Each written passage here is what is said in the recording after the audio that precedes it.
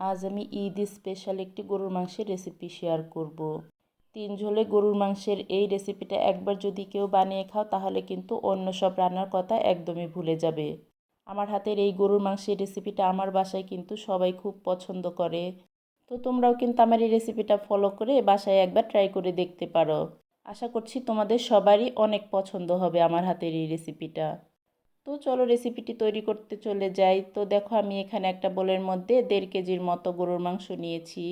এখানে কিন্তু শুধু মাংস না, কলিজা, হাড়, চর্বি সব কিছুই আছে, সলিড মাংস সহ। তো মাংসগুলো কিন্তু আমি খুব ভালো করে ধুয়ে পানি ঝরিয়ে রেখেছি। তো এখন আমি চুলায় একটা প্যান বসিয়ে দিয়েছি। প্যানে আমি 1 কাপের মতো সয়াবিন তেল দিয়ে দিলাম। তেলটা একটু ভালো করে গরম করে নিয়ে এখানে আমি 1.5 কাপের মতো পেঁয়াজ কুচি অ্যাড করে দিচ্ছি। তো এই পেঁয়াজগুলোকে আমি খুব ভালো করে একটু ব্রাউন করে ভেজে নেব। তো পেঁয়াজগুলো যখন ভাজতে ভাজতে এরকম বেরেস্তার মতো হয়ে যাবে তখন আমি এখান থেকে হাফ তুলে রাখবো। আর বাকি যে পেঁয়াজ বেরেস্তাটা প্যানের মধ্যে রেখে দিয়েছি এখানে আমি ওই যে ধুয়ে রাখা মাংসগুলো দিয়ে দিব। তো মাংসগুলো দিয়ে আমি হাই হিটে 4 থেকে 5 মিনিটের মতো খুব ভালো করে একটু ভেজে নিব। আর মাংসগুলো কিন্তু খুব বেশি সময় আবার ভাজা যাবে না, তাহলে কিন্তু মাংসগুলো খেতে বেশি একটা ভালো লাগবে না। তো 3 থেকে 4 মিনিটের মতো ভেজে নিলেই কিন্তু হয়ে যাবে। তো মাংসগুলো 3 থেকে 4 মিনিটের মতো ভেজে নিয়ে এখানে আমি দিয়ে দিচ্ছি 1 টেবিল চামচের মতো রসুন বাটা, 1 টেবিল চামচের মতো আদা বাটা আর 1 চা চামচের মতো জিরা বাটা দিয়ে দিলাম। এখন এই বাটা মশলাগুলো দিয়ে কিন্তু আমি খুব ভালো করে নেড়েচেড়ে একটু মিশিয়ে নিব। আর এই মাংসটা রান্না করার সময় চেষ্টা করবে আদা রসুনগুলো সাথে সাথে বেটে এখানে অ্যাড করার জন্য। তো সাথে সাথে যদি বেটে মশলাগুলো অ্যাড করো তাহলে কিন্তু এই রান্নাটার স্বাদ আরও অনেক গুণ বেড়ে যাবে। তো বাটা মশলাটা দিয়ে আরও 2-3 মিনিটের মতো একটু ভাজা ভাজা করে নিলাম, এতে করে কিন্তু বাটা মশলার যে কাঁচা একটা ফ্লেভার থাকে সেটা কিন্তু চলে যাবে। তো তারপর আমি এখানে কিছু আস্ত গোটা গরম মশলা অ্যাড করে দিচ্ছি। এখানে আমি 10-12টার মতো গোলমরিচ আর 6-7টার মতো লবঙ্গ দিয়ে দিলাম। তারপর 2-3 টুকরো দারুচিনি দিয়ে দিলাম 2টার মতো তেজপাতা এখানে। তারপর দিয়ে দিচ্ছি একটা স্টার মশলা, একটা বড় এলাচ। এখন দিয়ে দিচ্ছি এখানে 8-10টার মতো সবুজ এলাচ। সবুজ এলাচগুলো কিন্তু আমি খুব ভালো করে থেতো করে দিয়েছি। তো তোমরাও চেষ্টা করবে সবুজ এলাচটা একটু এভাবে থেতো করে দিতে, তাহলে কিন্তু এলাচের ফ্লেভারটা অনেক ভালো আসে। আর এখানে কিন্তু আমি 4-5টার মতো শুকনো মরিচও দিয়েছিলাম। তো এখন আমি এগুলোকে আরও একটু নেড়ে চেড়ে নিয়ে কিছু গুঁড়া মশলা অ্যাড করে দিচ্ছি এখানে। দিয়ে দিচ্ছি এখানে 2 টেবিল চামচের মতো মরিচের গুঁড়া আর 1 টেবিল চামচের মতো হলুদের গুঁড়া। তো গুঁড়ো মশলাগুলো দিয়েও কিন্তু আমি খুব ভালো করে মিশিয়ে নিব। আর মরিচের গুঁড়াটা তোমরা যে যেরকম ঝাল খেতে চাও সেই অনুযায়ী এখানে দিয়ে দিবে।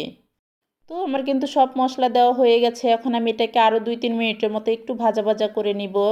তারপর মাংসটাকে কষিয়ে নেওয়ার জন্য 3 কাপের মতো পানি দিয়ে দিব এখানে। তো এখানে আমি পানিটা দিয়ে এই পরিমাণ মতো লবণ দিয়ে দিচ্ছি। আর তোমরা চেষ্টা করবে লবণটাকে সবার লাস্টে দেওয়ার, তাহলে কিন্তু রান্নার টেস্ট অনেক ভালো আসে। তো এখন আমি 10 থেকে 15 মিনিটের মতো হাই হিটে কষিয়ে নিব মাংসগুলোকে।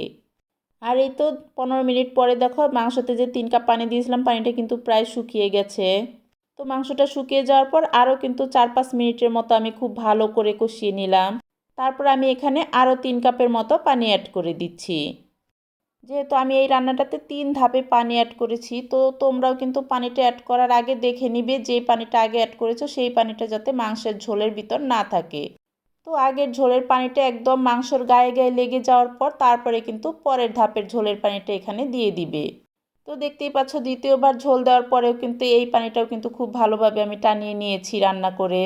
তো পরবর্তীতে আমি আবারও 3 কাপের মতো পানি এখানে অ্যাড করে দিচ্ছি। তো তোমরা এই মাংসটাতে ঝোলের পরিমাণ কতটুকু রাখতে চাও সেই অনুযায়ী কিন্তু পানি এখানে কমিয়ে বাড়িয়ে দিয়ে নিবে। তো তারপর আমি এখানে কিছু কাঁচামরিচ অ্যাড করে দিলাম। তো কাঁচামরিচ দেওয়ার পরে আমি আরও 6 থেকে 7 মিনিটের মতো রান্না করে নিলাম। তারপরে আমি ওই যে কিছু পেঁয়াজ বেরেস্তা করে তুলে রেখেছিলাম ওই পেঁয়াজ বেরেস্তাগুলো দিয়ে দিচ্ছি। এখন আমি নেড়ে চেড়ে নিয়ে আবারও 4-5 মিনিটের মতো রান্না করে নিব। তো আমার রান্নাটা কিন্তু প্রায় হয়ে আসছে। আমি রান্নাটাতে ঝোলের পরিমাণ যতটুকু রেখেছি এটাই কিন্তু ঠিক আছে। তো আমি রান্নাটা নামানোর আগে অল্প পরিমাণে গরম মশলার গুঁড়ো দিয়ে দিয়েছি 1 চামচের মতন আর কি। আর এই রান্নাটা থেকে কি যে সুন্দর একটা ফ্লেভার আসছে কি আর বলবো। তো রান্নার ফাইনাল লুকটা দেখো কতটা লোভনীয় হয়েছে মাশাল্লাহ। তো তোমাদের সামনে একটু পরিবেশন করে দেখাচ্ছি আমি। রান্নাটা দেখতে যেমন লোভনীয় হয়েছে মাশাল্লাহ খেতেও কিন্তু অনেক মজা হয়েছে। তো ঈদের এই স্পেশাল গরুর মাংসের রেসিপিটা কিন্তু তোমরা ট্রাই করতে পারো। আর আমার ভিডিওটা যদি ইউটিউব চ্যানেল থেকে দেখে থাকো তাহলে একটা সাবস্ক্রাইব করে দিও প্লিজ। আর যদি ফেসবুক পেজ থেকে দেখো তাহলে একটা ফলো দিয়ে দিও। তো সবাই ভালো থেকো, আল্লাহ হাফেজ।